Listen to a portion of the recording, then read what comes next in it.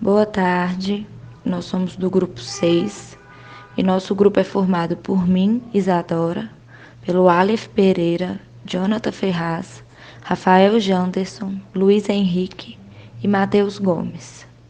Ficamos responsáveis pela resolução da questão 20 e, para iniciar a apresentação, fizemos uma breve introdução sobre a hidrodinâmica.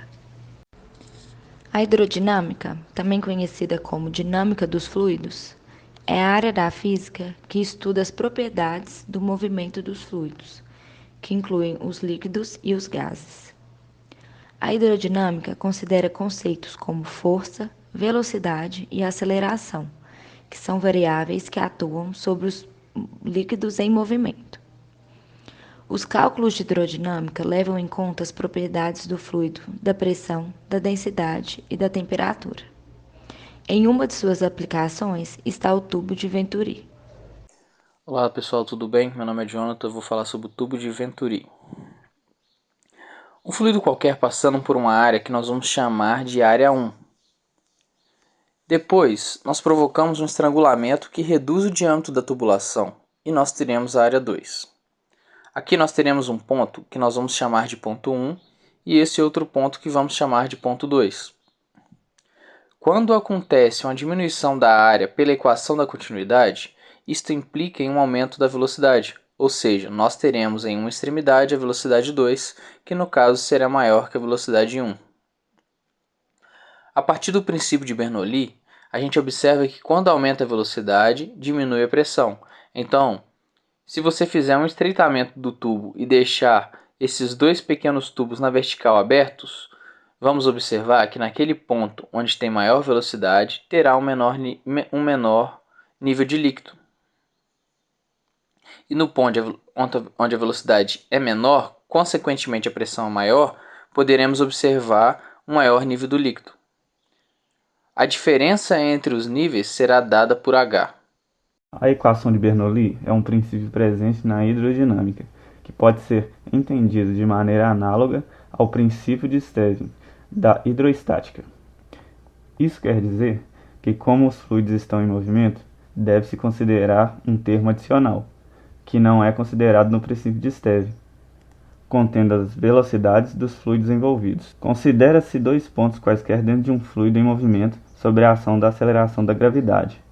Uma vez que a velocidade é uma grandeza vetorial, que sempre é tangente à trajetória, as velocidades vetoriais e serão diferentes. O princípio de Bernoulli diz então que deve-se levar em conta um setor potencial, de um setor cinético e um setor potencial gravitacional. Esta equação pode ser reescrita da seguinte maneira: P mais dgh mais dv² sobre 2 é igual a constante, onde P, H e V são as diferenças entre as pressões A e B, alturas A e B e velocidades A e B, respectivamente. O princípio de Bernoulli é um tipo de equação de conservação de energia e apresenta inúmeras aplicações em mecânica dos fluidos. Quando estamos jogando água nas plantas do jardim ou lavando um carro com o auxílio de uma mangueira, é comum utilizarmos o dedo polegar para fechar um pouco a saída de água e, então, aumentar a velocidade de saída do líquido. A demonstração da explicação para esse fato é feita a partir da equação da continuidade. Essa equação relaciona a velocidade de escoamento de um fluido e a área disponível para tal escoamento. A partir da imagem abaixo, perceba que o caminho feito pelo fluido possui duas áreas diferentes, A1, que é menor que A2. Imagine, portanto, que em um intervalo de tempo, ΔT, um volume, ΔV, do fluido entra pela área A1. Adotando o fluido como incompreensível, devemos assumir que temos o volume ΔV deverá sair pela extremidade da área 2. Durante o intervalo de tempo considerado, o espaço percorrido pelo fluido pode ser dado a partir da equação da velocidade média, por ΔS, que é igual a V vezes ΔT, em que V é a velocidade de escoamento. Tomando as marcações acinzentadas da figura como os volumes ocupados pelo fluido em movimento e sabendo que eles são iguais, temos V1 é igual a V2, A1 vezes ΔS é igual a A2 vezes ΔS. A1 vezes V1 vezes ΔT é igual a A2 vezes V2 vezes ΔT. A1 vezes V1 é igual a A2 vezes V2. Assim, podemos perceber que, quanto menor for a área de escoamento disponível para um fluido, maior será a sua velocidade e vice-versa. Agora, vamos deduzir a expressão que vai representar o tubo de Venturi. Conforme nós vimos, a equação de Bernoulli estabelece que a pressão aplicada no ponto 1 mais a densidade vezes a altura do ponto 1 mais a densidade vezes velocidade do ponto 1 ao quadrado dividido por 2 é igual à pressão do ponto 2 mais a densidade vezes gravidade vezes a altura do ponto 2 mais densidade vezes velocidade do ponto 2 ao quadrado dividido por 2. Observe que o ponto 1 e o ponto 2 estão no mesmo nível. Como estão no mesmo nível, isso implica que a altura 1 e a altura 2 são iguais.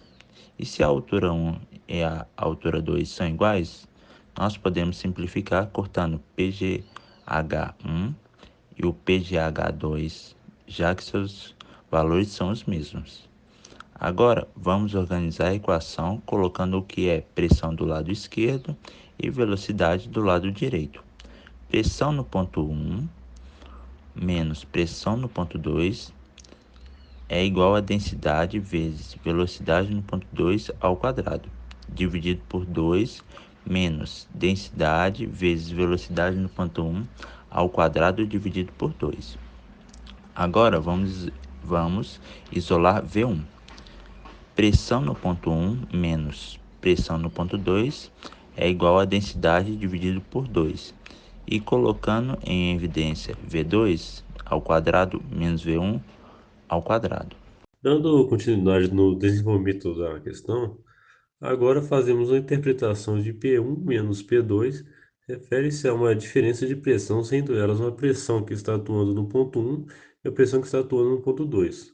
No ponto 2, observa-se que eles suportam uma menor quantidade do líquido, diferente do ponto 1, que suporta uma quantidade maior, indicando que a pressão do ponto 2 é menor do que no ponto 1. Comparando os dois pontos, nota-se que a diferença entre eles é devida a uma diferença na altura dos líquidos presente nos tubos verticais.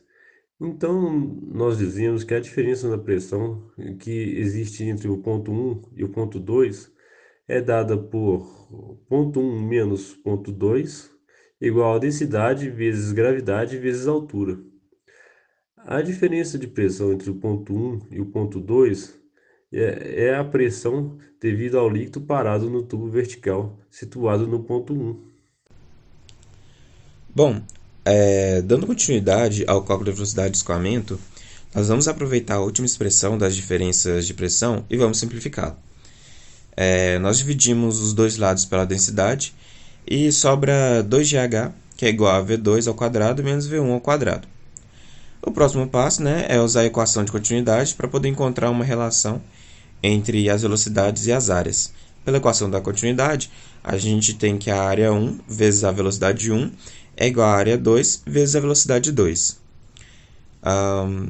Como nós queremos saber qual que é a velocidade 1, nós devemos isolar a velocidade 2, que vai ser dada por velocidade 2 é igual a área 1 vezes a velocidade 1 dividido pela área 2. Fazendo isso, a gente depois vai substituir a equação 2 na equação 1. E nós vamos ter 2GH, que é igual a 1 vezes V1 sobre A2, elevado ao quadrado menos V1 ao quadrado. Agora nós temos 2GH, que é igual a 1 ao quadrado, sobre A2 ao quadrado, vezes V1 ao quadrado menos V1 ao quadrado. Assim obtivemos 2GH, que é igual a V1 ao quadrado, e colocamos em evidência A1 ao quadrado, sobre A2 ao quadrado menos 1. E por fim nós vamos ter que V1 é igual a 2GH dividido por A1 ao quadrado sobre A2 ao quadrado, menos 1. E tudo isso vai estar na raiz quadrada, porque V1 anteriormente estava elevado ao quadrado. Bom, essa equação, ela permite calcular a velocidade de escoamento em um tubo que nós chamamos de tubo de Venturi. Ou seja, basta você saber qual é o desnível, a área de cada parte da tubulação, que você pode conseguir calcular e descobrir qual é a velocidade de escoamento.